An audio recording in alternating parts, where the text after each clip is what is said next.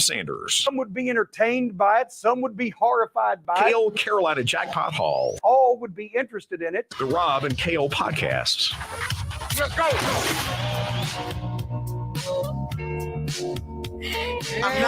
And welcome into the podcast. Thanks for checking out the show this afternoon. It is Friday, ladies and gentlemen. Shout out to the people already making comments over here in the comments section.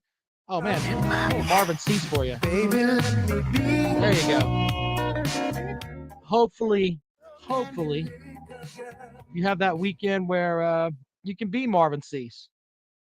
If you know who Marvin Cease is, South Carolina's own. Anyway, already comments out there. The title of the show is The Big Ten Wants a 16-team playoff. I'm going to tell you why they want a 16-team playoff. I also, more on my question series. Today, since Tennessee people, all 80,000 of them that pile into that stadium and all 12 teeth are all upset because I've said stuff about them in the past. We're not going to talk about them today. We're going to talk about Kentucky. I don't know why I picked Kentucky. Maybe it's because Will Levis is running his mouth about, his NFL dreams and all that. Shut up, Will Levis. Anyway. But, as always, the phone lines, I'm going to go ahead and open them up for you now. And it's 803-470-2905. You are welcome to join the program whenever you want. Like, we will put you up front. If you guys want to join the show, sound off on whatever it is I've got, that's fine. So at Big Ten Media Days, or I like to call it the Children of the Corn football maze, that's basically what it is. It's a bunch of Midwestern teams that try to think that they can play football like teams from the South can, but they're all basically children of the corn. They're coming out of the cornfields. They'll put some linemen in the NFL. That's about it. Other than that, their job is to kick back and watch as, Georgia, Clemson, Alabama, teams like that actually play for the national title. Anyway, they get upset up there in Chicago when you mention things like that, so much so that they're like, what we'll do? We'll go and get Southern Cal and we'll get UCLA. That way we have people in that LA market that can make our conference a little bit bigger. That's what we'll do. And then our conference commissioner, he will be a guy that comes out and says, you know what? I am not into expansion last year. And I want to have the big alliance they were talking about, where it's like a Pac-12, ACC, Big Ten alliance, which was short-lived, by the way. It was like, I don't know. I mean, I'm trying to think of a way to describe how short-termed that alliance is. It's not really worth it, to be completely honest with you. But that idea of that alliance is gone. It's not worth a shit. It is out the window. But anyway, Kevin Warren goes up there, strutting that ass up to the podium there, and says, "You know what? I'm all about expansion now. I think it's going to work." He says, quote, he told CBS Sports, "I do want to look at 16. I want to look at all of them. I want to look at everything but 4. Let's step back for a second." Shout out to Jimmy watching online. We appreciate him and everyone else. Here's the thing, though. My big thing with this is you want to step back and think, why does he want this? Why does he now want this instead of the 4? I wonder why that is. Well, the reason that they want that is because they want to have, when you look at the Big Ten, you have to, pay homage to Ohio State because they generally put a team in there that's pretty good. But the rest of the Big Ten, where are they at? Think about that. The Michigans, the Penn States, the Michigan States of the world. Yeah, you know what I'm talking about, right? They're teams that fill out that top 25, But in reality, they don't make that extra level to get up there to put them into a position where they can win a national title. But you know what? If you have 16 teams that make the college football playoff, let's look at the last year's rankings, by the way. I'll share these with you. I sometimes, you guys have to forgive me. I'm so used to doing radio stuff. And there are guys that do YouTube stuff and they do so much better because I over explain things because that's the way that I do with radio. But I have to remember that this is a visual medium too. So this, by the way, they're asking about my hat. This is a Capital One Orange Bowl hat. So there's that. Anyway, but I wanted to show you something with this, by the way. These are the college football rankings for last season. And of course, Georgia's up top. But when you look at this, you got all these Big Ten teams. After you get past Michigan and Ohio State, which we learned Michigan's a fluke and is hot dog water garbage. After that, you look down the rest of it. Michigan State's at 9. Then where's the next Big Ten team? Oh, wait. There's Michigan State. My next Big Ten team. Where are they? Oh, wow. You got to go all the way down. Now, I mentioned that because his mentality is, look, if we have 16 teams in the playoffs and I can get 3 Big Ten teams in there, or let's just say 2 Big Ten teams in there, that puts you at an 8th of the college football playoff. They can tout those 2 teams to the end of time. And then who said it before up there? Was it Jedmek? Oh, it is correct on this. It's TV money. They can go to ESPN. They can go to Fox. They can go to whoever that will give them money. And they can say, hey, guess what? We had, and it's all in the way you put the numbers, by the way. We had 1/8 of the teams that were in the college football playoff last season. They're not lying. That 1/8 of the teams, though, only one of those teams was actually worth a shit. The other one lost their first round game to a middle of the pack team from somewhere else, but they were in it. They were in it. And they can get more money out of that. Hey, we were part of that show.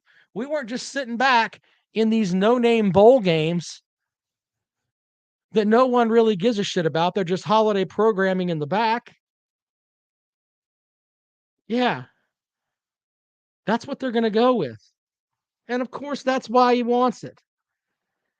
So if you have that 16-team playoff, looking back at the rankings, let's do that one more time. Here's the thing.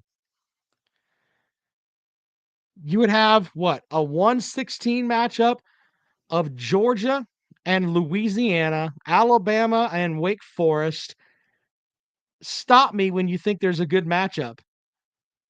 Michigan and Clemson, Pitt and Cincinnati, Baylor and Utah, Ohio State and Ole Miss, Oklahoma and Oklahoma State, and Notre Dame and Michigan State.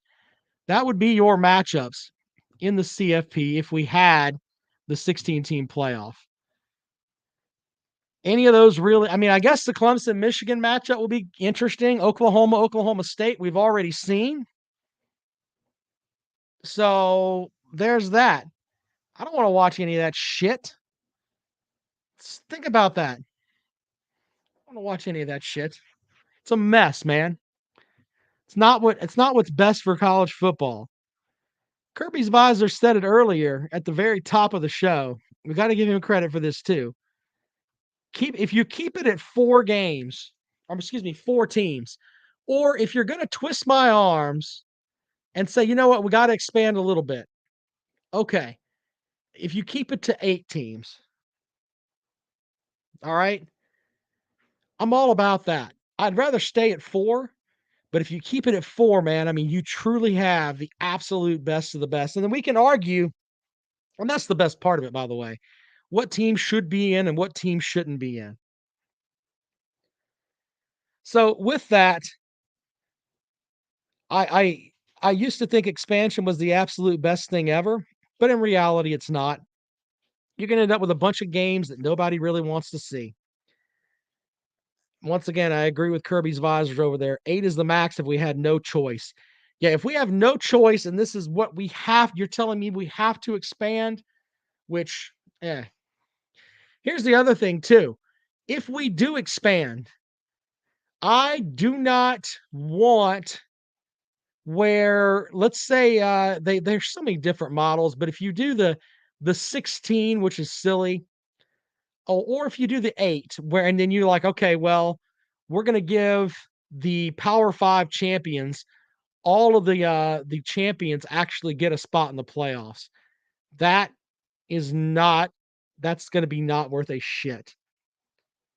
I mean, that is going to be terrible. Terrible. The idea of, hey, you win your conference and then that gets you in, you're the conference champion. No, I'm not buying all that. I do think you should be. I don't like the idea of, hey, we put in conference champions and then if you don't win your division, I don't think you should be in. I think that's happened too. But those are little things. But the idea of, oh, we crown a conference champion and do the bullshit that the Big Ten did, what was it, last year or the COVID year, where it's like, you know what? We're just going to put Ohio State into our conference championship game, even though they theoretically didn't really win their division. Some shit the Big Ten pulled, by the way. But I'm beginning to think that the Big Ten is just a shit show. I mean, I'm trying to be more of a man of the people. And I know that there are people that watch the show that are of the Big Ten ilk. And God bless you. God bless you. But the stuff that they're pulling, I mean, it really is a shit show. I can't think of any other word to describe it. Jet Mech with the 4 has always been the right number for decades now. There you go. Jay says, Rob, a 16 playoff. First round buys for 1 and 2 make 3 and 6 play and 4 and 5 play to get in. No automatic bids. I can buy that. And by the way, ladies and gentlemen, one of the best things about college football is the on-campus stuff. I don't want to have to go to the Carolina Panthers Stadium to watch a college football playoff game. Look, you can have the finals in one spot, sort of like they do. I don't have an issue with like they do with the NCAA tournament. It's the road to, they have the road to the Final Four. Yeah, you hear all that all the time. Yeah, how about every year it's the road to this year? I don't know. Let's say it's the road to Houston or the road to wherever. Okay, I'm all about that. Don't have a problem with that at all. But up until we get to that point, let's make the regular season mean something. You get seeded in the college football playoff. The higher seeds play their games at home. Now, I don't want to hear this shit either about, oh, well, they don't have the capacity to handle this. No, I don't want to hear that. If you're a college football playoff, what's the term? If you make the college football playoff, then, and you're the 1 seed, 2 seed, or 3 seed, or the 4 seed, 1 through 4 actually stays at home, and you host those games there and set that up. I like that so much better. That way, you don't have a team like, we always have this, it seems like, look, this team's going to make the playoffs regardless of what happens here. You know what I'm saying? Make those games matter. Jay's right. Play your way in. Tommy says, who was the last team to beat Alabama, Georgia, and Clemson in the same season? That would be LSU. Thanks for playing. Anyway, 803-470-2905, 803-470-2905. Jimmy says national finals in a specific location and the other games draw straws for home field. No, I like the seating. Appreciate you there, Jimmy, but I like the seating. I like the idea of, and not seating based on, we have a bigger stadium. No, we earned our seat, and there's a way to do it. Harry Legg says use S&P plus rankings to rank the programs. However you want to do it. I like the human element of, hey, we've got these guys in here as the college football playoff folks. What's going to be the bitchy side here is that 4-5 matchup. And let's just say one plays 8, two plays 7, 3 plays 6, 4 and 5 play. If you're seated 4th, you get that game at home. You get that game at home. That's the crazy thing. All right. Then that 5 seed's going to be mad. Shout out to at Dominic_Neil watching on Twitter. He says in a 16 playoff, in my opinion, every single conference, there's a conference winner gets an auto bid. Yes, I know the little conference would just get blown out, but they get a shot. Then the Power 3, Big 12, SEC, and Big 10 get their top 2 teams in, and the rest are chosen by the committee. Once again, I appreciate you watching the show, but I completely disagree with you. Sorry. I'm tired of people telling me too, you got to give the little guy a chance. Who gives a fuck about Cincinnati? Really and truthfully. If they're good enough where they can get in, all right. But just because they're the quote unquote G5 team, I don't look at them any differently. I really don't. I want the best matchups with the best teams. Now, we can also come back to, in the end, it's going to come down to which teams are better funded, which means right now, and I've been someone that has lobbied for the ACC for a long, long time. But the reality is it comes back to this. The ACC, the Big 12, and the Pac-12, we are in like the spaghetti western end of it, where these guys are getting filled up full of holes and they're all going to die. There's going to be 2 conferences here left before long. Unless someone can convince Notre Dame to join their conference. I don't know what Notre Dame brings except for the Catholics, but the reality is that somebody's got to make a big, bold move. But as of right now, and the money's just there, by the time we're doing this show in 2025, 2026, if I am still breathing this wonderful air that the Lord put out here, it's going to come down to the Big Ten and the SEC currently are going to have all the money. And they're going to be giving their teams more money. So those teams are going to have more money to put into their facilities, and they're going to have more to put out there for the athletes. So those teams from those conferences are going to be the ones competing for a national title. That's what it's basically boiling down to. But the Big Ten wanting this expansion, he's the guy that's coming up with this whole thing of, I say he's the guy. Kevin Warren is the guy where he's like, you know what? We got to make sure that we have our conference champion in the mix. You know what? Fuck your conference champion. If you're not completely with it and you're not competitive, I don't want to see your conference champion. I really don't. There was a set, and hold on, I'm going to pull it up because I read it earlier. Before Ohio State, now I got to give this guy credit, but this is about, I'm going to read this stat for you. This is from Connor O'Gara from Saturday Down South. And I read some of their stuff that's there. But here's the thing. 2014 Ohio State was a good team. In the last 7 seasons, though, of the playoff, the Big Ten went 1-5, had its 2 non-Ohio State teams get outscored 72-11, had its conference champ get left out 3 times, had a 4-season stretch without a point in the playoffs. Without a point in the playoffs. All of that came to the Big Ten. And Kevin Warren wants to sit up there and strut that ass like he's a stripper and thinking, oh, well, we've got to have our conference championship in. It's a mess. All right, 803-470-2905. See, here's the thing. I'm big on what is best for college football because I absolutely love the sport. And those 12 Saturdays every year, and all of us that watch this program, we can sit here and we can argue about how much better Tennessee is than South Carolina, or South Carolina is than Tennessee, whatever. But in the end, we all care about the sport. We all care about the sport. And when you see someone, and I'm using that term, strutting that ass out there, trying to water it down, it just pisses me off. I can't help it. All right, anyway. 803-470-2905, 803-470-2905. Big Barney Ross says, as a Kentucky football fan, hold on.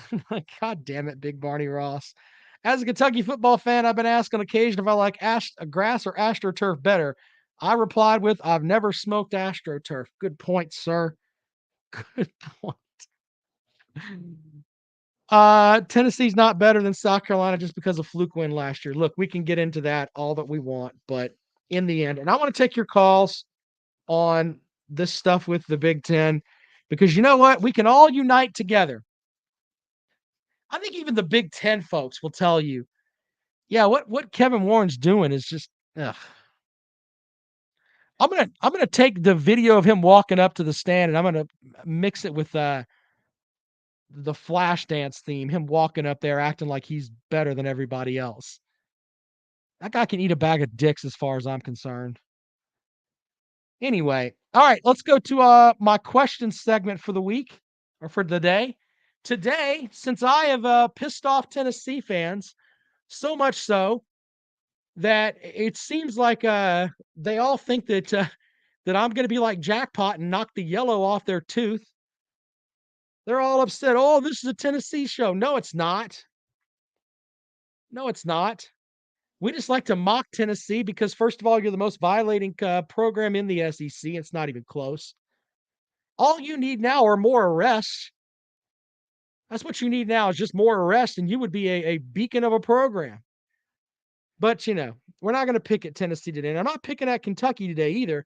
These are just things that I think could be issues for the Kentucky program this year. Now, here's the big deal with my big thing with Kentucky, as I've wrote some stuff here. Carolina Jackpot, the number one Gamecock YouTuber on the planet, says incoming creamsicle idiots with, it weren't a fluke. Jesus Christ. By the way, there was a call the other night where some Tennessee fan was livid with us. Fuck your team, blah, blah, blah. Fuck South Carolina, blah, blah, blah. They get mad when you mention things. You just hit them with math. They're not very good. They're really not. Anyway, here's some stuff I've got on Kentucky. The offensive line for Kentucky, last year's team, did okay keeping defenses out of the backfield for tackles for loss, but they lost. Dare Rosenthal and Darian Kennard are both gone. No more Luke Fortner at center. They are getting some help from the transfer portal. Kenneth Horsey at one guard, and Auburn's Tashawn Manning could be somebody that can help them with as far as running the ball. How long is Chris Rodriguez going to be out? Yes, ran for almost 1,400 yards, 9 touchdowns last season, and they've got Cavassier Smoke, averaged 5 yards per crack. Yeah, so they've got that in the mix. Shout out to Peg and Megan for it was a fluke. Thank you, sir.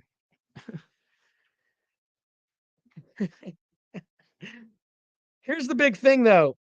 With Kentucky, last season they turned the ball over a good bit. They gave up 23 turnovers last year, 4 of them to New Mexico State. Wrap your head around that for a second. You've got an SEC team giving up 4 turnovers to New Mexico State. So there's that. They gave up 4 against Mississippi State, which is why they got blown the fuck out. But in the end, here's where it comes down to for Kentucky. The defense has to force more turnovers. And they got to stop giving the ball away so damn much. All right. One last thing on Kentucky here. What was it? Oh, they play at Florida, at Ole Miss, at Tennessee, and Georgia. Raise your hand if you think that they're going to be winning. I mean, they may go 1-3 in those games. Maybe.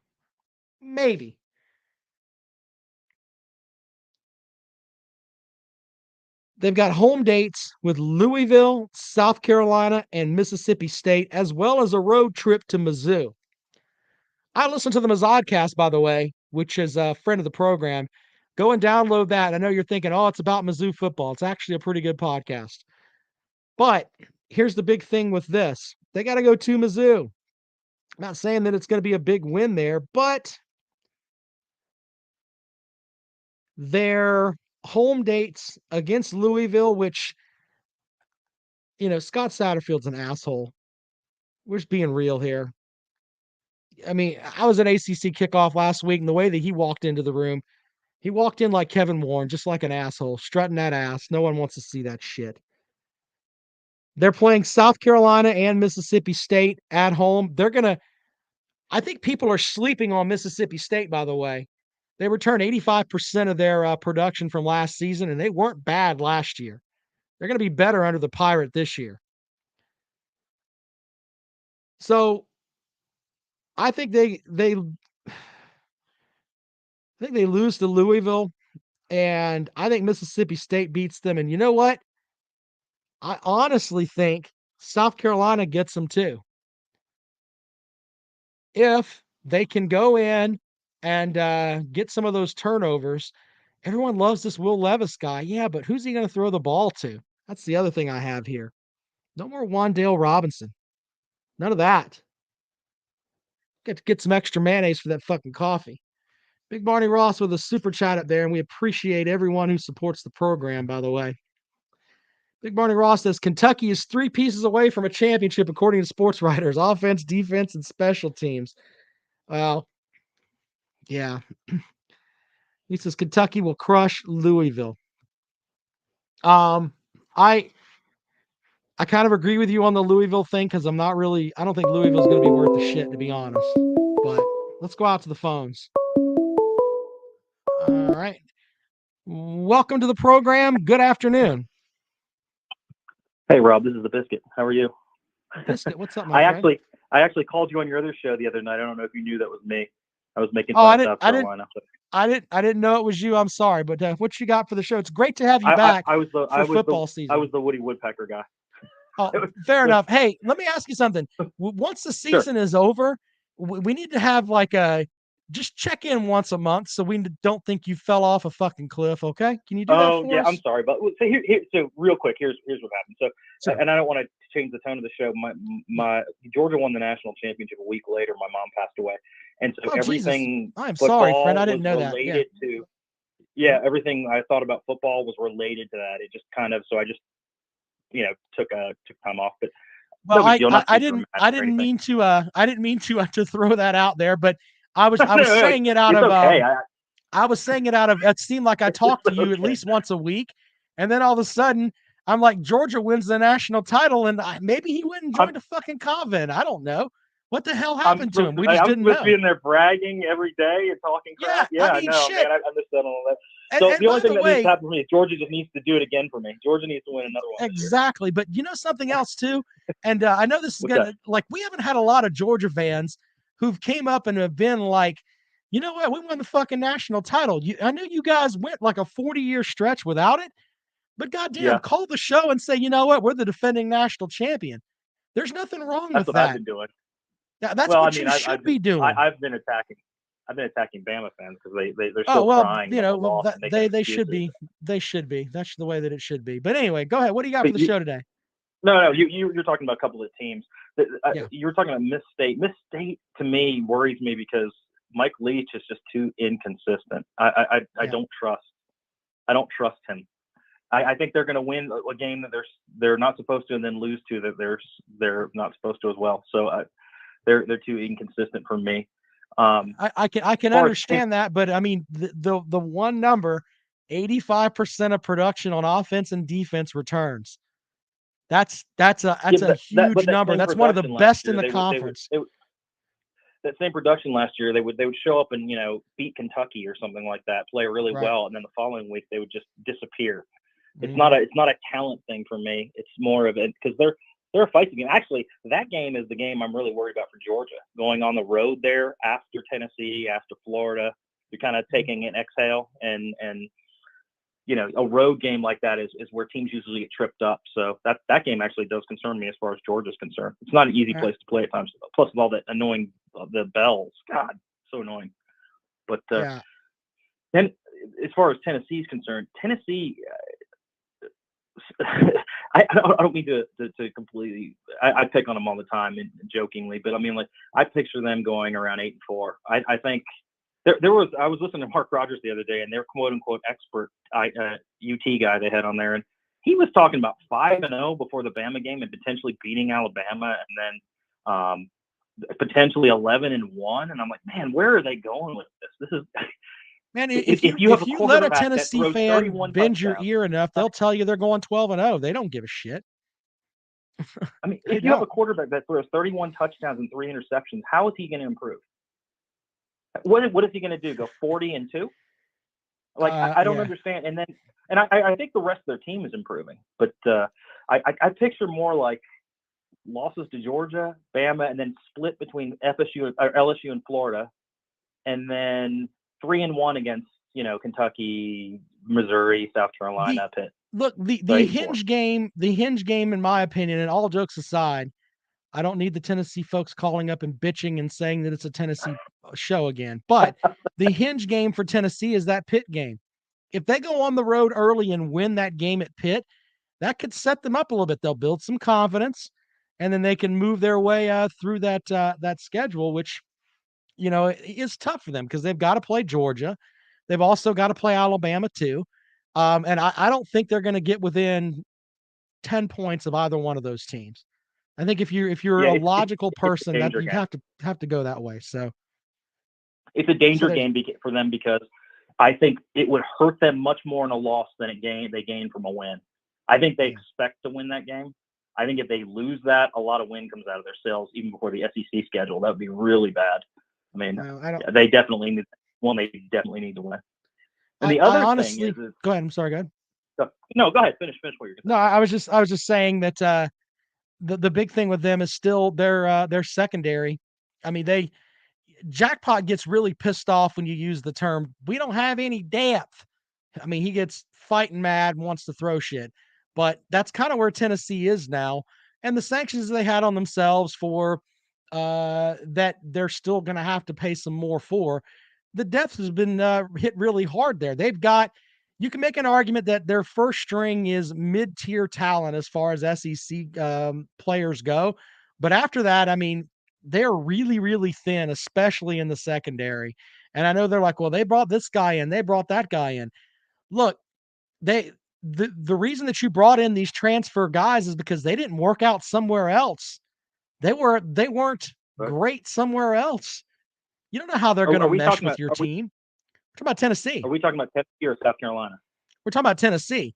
South Carolina's different. We're going to have questions on them later on, but I want to do questions on them with Jackpot when we do a show together. But with Tennessee, though, that defense is not going to be very good, and the type of offense they run where they score so quickly, they end up putting their defense out there, and they end up playing more plays.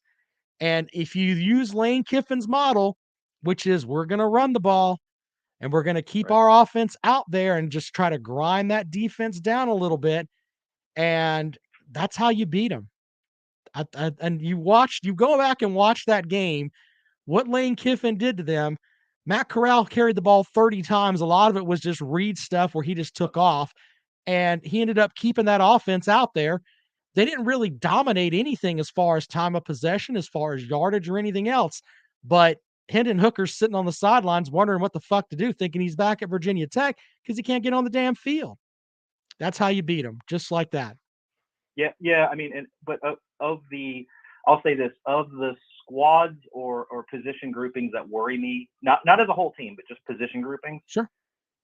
Tennessee's passing game worries me more than anything in the SEC East against Georgia, just because they're capable of really getting high numbers. Respectfully, they're. I mean, look, I think Spencer Rattler is going to be good, but there really isn't another passing attack other than Tennessee in the East. If you really stop and think about it, are you really setting the world on fire for Kentucky or Vanderbilt? Mizzou doesn't know who the fuck their quarterback is yet. So I can't believe this Will Levis talk all of a sudden, because when I saw him last year, I thought he was good, but I thought he looked mechanical. Like he didn't look very fluid. He wasn't consistent enough for me, and I don't know exactly what his numbers were. Maybe someone could show me that he completed 65, 70% of his passes. I don't even know, but he didn't look like a real dominating, take control type of quarterback. And I hear they're talking about number 1 overall pick. That'll probably be the Falcons. That'll be my luck. I don't know about all that. The other thing I was talking about, as the season starts, you were talking about the Big Ten earlier. What blows my mind is the people that are. I'm an SEC guy, 100%, no doubt. I pull for SEC teams in bowl games. I'm one of those. But I'm not one of those guys that says all 14 teams can go out and win every conference and all that kind of stuff. I think that's nonsense. But to not be able to look at the sheer numbers of things and be able to say, hey, man, they've been pretty dominant for the past 20 years. For these fans to and a lot of it comes from Big Ten. A lot of these fans, if you they make excuses. They tell us that we need to go up there and play in snow and all this stuff. Like they play in snow every day. And you just look at the playoff numbers. They say, ESPN puts Alabama and Georgia in the playoff every year. When Georgia and Alabama are both in the playoff, we're 4-0 in the semifinals. We're 14-5 overall in the playoffs, and that includes 2 losses and wins against each other. I mean, What other data do you need? 14 national champions in 20 years? How much more data do you need on this? It's crazy. Look, the SEC has been dominant, and for the Big Ten to run their mouths a little bit is hilarious to me, because the only team outside in the playoff era that's went in and matched up with an SEC team and gotten the better of them is Clemson. You're right. I mean, that's it. And I know that the SEC fans can run their mouths, say, okay, Clemson got their ass kicked by, yeah, they did. They certainly did. But when you really stop and think about it, as far as going toe-to-toe with an SEC team in the college football playoff, the only team to do it is Clemson. It's not a team from the Big Ten. It's not. And back to the thing about the snow, who gives a fuck about that? When you play in the college football playoff, playing in a damn dome. I hear that all the time. I hear about how you have to play in the snow. Get the fuck out of here. What? Yeah, whatever. Jesus Christ. Ohio State canceled a home and away with Georgia already. Otherwise, we would have played them twice in the past couple of years. That's a mess. Hey, I've got Will Levis's numbers here for you. In the SEC, he was the 6th rated, or sixth in yards for the SEC. Right behind Stetson Bennett, by the way. Bryce Young, Will Rogers, Matt Corral, Hendon Hooker, Stetson Bennett, and then Will Levis. Will Levis, let's see here. He completed 66% of his passes. So there's that for you. Solid. What was it? Did they have yards per attempt there? Hold on, let's see. 10 yards per attempt. Average yards was 8. 8 was his average yard. So, and he threw the ball 233 times. So we have to do the math on that. But yeah, his rating was 148. Look purely at yardage. Mm-hmm. When people look purely at yardage at quarterbacks and they don't realize it took them 50 passes to get 300 yards, it's not good. That's not a good game. Going 30 for 50 for 300 yards is not a good game. To give you some perspective, Stetson Bennett threw for 36 more yards than he did, and it took him 66 less attempts. Think about that for a second. Yeah, just wrap your head around that for just a second. In fact, Levis threw the ball 353 times. Hooker only threw it 302, and he finished with like 125 yards more than he did. So that kind of gives you some perspective on, yeah, he throws the ball a lot. I mean, he's like a volume shooter in the NBA, you know? It's the same thing. Yeah, and my point is not that I understand ceilings and I understand certain quarterbacks because of their physical stature. Obviously, Stetson Bennett's not going to be a great NFL quarterback because he's too short, and that affects things.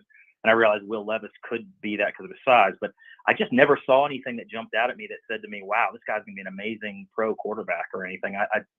He seemed, like I said, he seemed robotic and mechanical when he was back there. Now maybe he'll look better in his second year there. Well, I have to go back to the comrade who used to do this show with me. NFL GMs make big stupid decisions on guys that are just tall and can throw the ball a little bit. So he may get drafted really high, but in reality, as far as being a good quarterback, I mean, he hasn't done anything that's really set the world on fire for me. So there's that. All right. I'll let you take. I might be taking up a lot of your time. All right, but I appreciate it. Thank you. Yeah. Have a good day. All right. Welcome into the program. Good afternoon. Hello. Yo. Hello. It's your turn. Go. Hey, what's up? It's Ballard. How you doing? Hi, Ballard. How the hell are you? I'm doing great, man. I think this whole Big Ten thing is,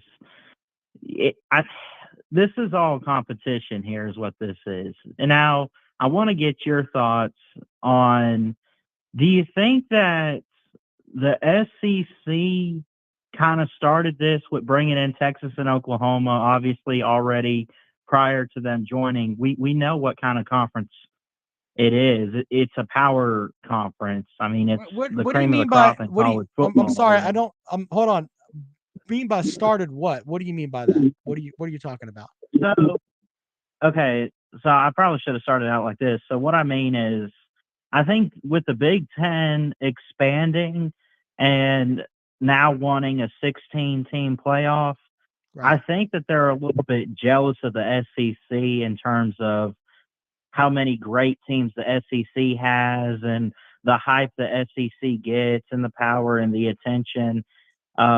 Compared to what the Big Ten I think you might have missed the first part of the show where I talked a little bit about that. And what I said is that it comes back down to the TV money, and they can think, all right, if there's 16 teams in there and we get 2 of them, that's where they're going. Now those 2 teams may end up getting mouth pumped, but though that's their idea. They can put teams in there and give their conference some validity in that, yeah, we put 2 teams in there that could play for the national title. Even though they weren't worth a damn, we still got them into the playoff. That's where they're trying to go, because they know that they don't really have a team that's after Ohio State that can stare down a Georgia or an Alabama or a Clemson for the most part. I mean, think about it. Do you really think there's a team from the Big Ten that could really go in and square off with any of those 3 teams and not lose 80% of the time? No, none of them can. Not Ohio State. No, it just doesn't make any sense. So there's that. So yeah, I think it's, and as far as and I got to give Harry Legg credit for this too. The SEC wasn't looking to expand. Texas and Oklahoma came to them. Okay. That's basically how that worked out. Those 2 universities saw what was going on, like, holy crap, we're not going to get the TV money that we were going to get. We better go find somewhere else to go. And financially, it made more sense. So the SEC got those 2 schools because they are banner universities of the Big 12, and they do make the SEC better. But in the end, it wasn't like the SEC was sitting around one day thinking, you know what, we're just going to go expand. No, people came to them, and that needs to be put out there, because it's not like the SEC was knocking down their door trying to get them to come join their conference. That's true. Yeah, because, I mean, here's the thing. The SEC, they don't need Texas and Oklahoma. I'm not saying they shouldn't join or anything, because obviously they are regardless. They Sure. didn't need those teams. So in a way, I kind of see your point to what I was saying about. I think the Big Ten just kind of viewed it. I think everyone kind of viewed it as the SEC's growing, so they're going to get better and bigger, and that started all of this expansion chaos. And now you have all these conferences wanting these different teams, and I think it's all for personal gain and competition. Yeah. I don't think that personally, I don't think the SEC gives a shit what the Big Ten does. And I Of mean, I course not. truly believe that. And I also believe that the SEC talked about, hey, we're not going to expand anymore. I kind of believe that too. I kind of believe Sankey's just sitting back there like, we'll go with what we got and let's see what happens. And you can roll with the 16 he's got, and you're gonna be fine. So, all right, man. Yeah, man. Appreciate you calling the show, bud. Thanks. You have a good day. You- All right. 803-470-2905. 803-470-2905. Uncle Lou says the king doesn't go to peasants to ask them what they need. The peasants come to the king and beg. I get his reference there. What was it? Big Barney Ross said something up here earlier that I missed. I don't know what it was, but the Giants are living proof of picking quarterbacks that are tall and can sling it. Yeah, that's true too. Biscuit says, I want to go prove the 16-team playoff would be bad. And I looked at the matchups, and they are actually compelling by some luck. I don't know. Jay says he's glad Ballard is doing well and glad he's not a hooker. Damn it. All right. Final call for calls, 803-470-2905. I appreciate you guys checking out the show. If you want to support the show, there's the PayPal, there's the Cash App, there's the Venmo. Appreciate folks that have put out have given us super chats today. You guys are awesome on that front too. As we get closer and closer to football season, we are going to have more question series because some folks seem to like that. Today we did Kentucky. We did Tennessee earlier this week, and they bitched and pissed and moaned like we shot their dog and I don't know, dick their wife and wipe the dick on the curtains, and they didn't get to write a song about it. That's how bad Tennessee fans were this week. You're just talking about Tennessee. No, you're not that special. You're really not. So anyway, 803-470-2905, 803-470-2905. If you want to discuss what the Big Ten is doing, strutting that ass, trying to get that 16-team playoff, we're going to be great because we've got team number 8 and team number 15. You should give us money for that. Shut up. Jay says, I have nice sleeves. By the way, this is a Robin Kale Show t-shirt. I think I'm going to put some of these together. Put some of these out where we can sell them. I don't know. We'll see. Anyway, we'll be back at it, Jackpot and I, on Sunday. Be sure to follow me on Twitter. For some reason, I'm locked out of Facebook. I had the two. It's a long story, but here's the big thing: I can't log into my Facebook account right now, which is kind of stupid. And I tried to enter my ID or whatever, and they're like, "You can't use your ID." Shut up. But yeah, this one's a Clemson one, and I think the back of it has some shitty South Carolina message on it. But I think we're going to put together some Rob and Kale t-shirts. People have asked us about that. We can make some sweatshirts for those pussies in the Big Ten. Lee says, do you all have any smaller than a 3X? Shut up, Lee. We can get you one cut to size. Stop with all that. So anyway, but be sure to follow me on Twitter at Rob Sounds Good. I am DJing a wedding tomorrow night. The shit that happens at weddings. Holy shit. That's funny. All right. Appreciate y'all. We'll see you guys later on.